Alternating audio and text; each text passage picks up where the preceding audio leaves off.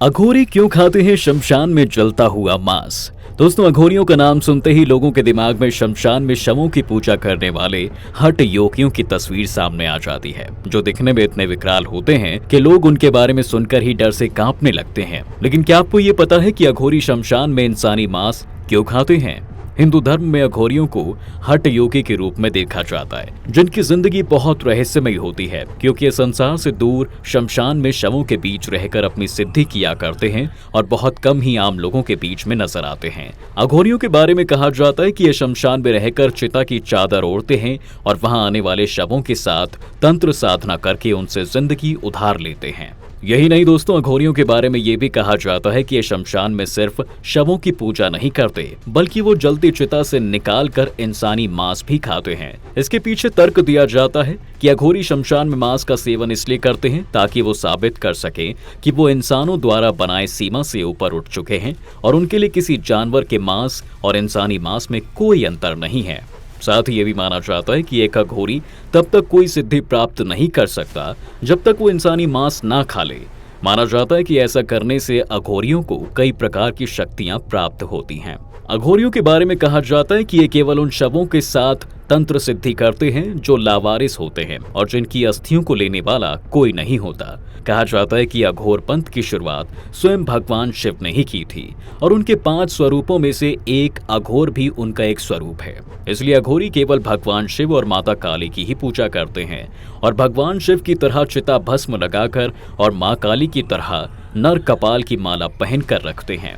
इसके अलावा वो ये इन इंसानों कपालिका को खाने के बर्तन की तरह भी उपयोग करते हैं। वही माना जाता है कि माँ काली इन अघोरियों की रक्षा करती हैं।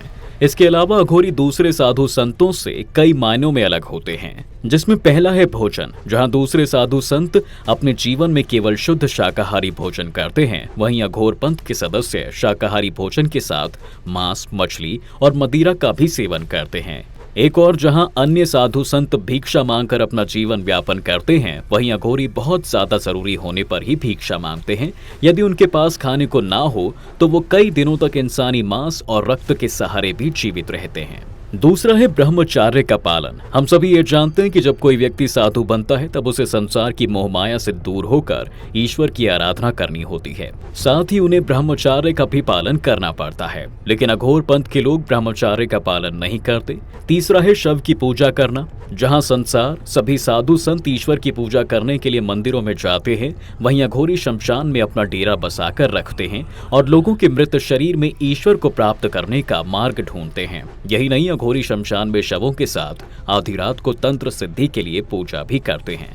इस पूजा को दुनिया की सबसे खतरनाक पूजा माना जाता है, क्योंकि यह कहा जाता है कि पूजा जब संपन्न होती है तब जलती चिता से मुर्दा बोल उठता है। चौथा, मदिरा का सेवन। सनातन धर्म में मदिरा के सेवन को उचित नहीं माना जाता है और जो व्यक्ति संत बनता है उसे मदिरा त्याग करनी पड़ती है, लेकिन अघोरियों के साथ ऐसा नहीं है। वे शमशान में शव पूजा के समय भगवान शिव को मदिरा अर्पित करते हैं। साथ ही इंसानी कपाल में डालकर मदिरा का सेवन भी किया करते हैं। साथ ही दूसरे साधु संतों की तरह समूहों में न रहकर केवल अपने शिष्यों के साथ रहा करते हैं। बहुत से लोगों को ये लगता है कि केवल एक पुरुष ही अघोरी बन सकता है, लेकिन ऐसा नहीं है, बल्कि महिलाएं भी अघोरी बनती हैं। बाकी अघोरियों की तरह ही जीवन ही जीती हैं।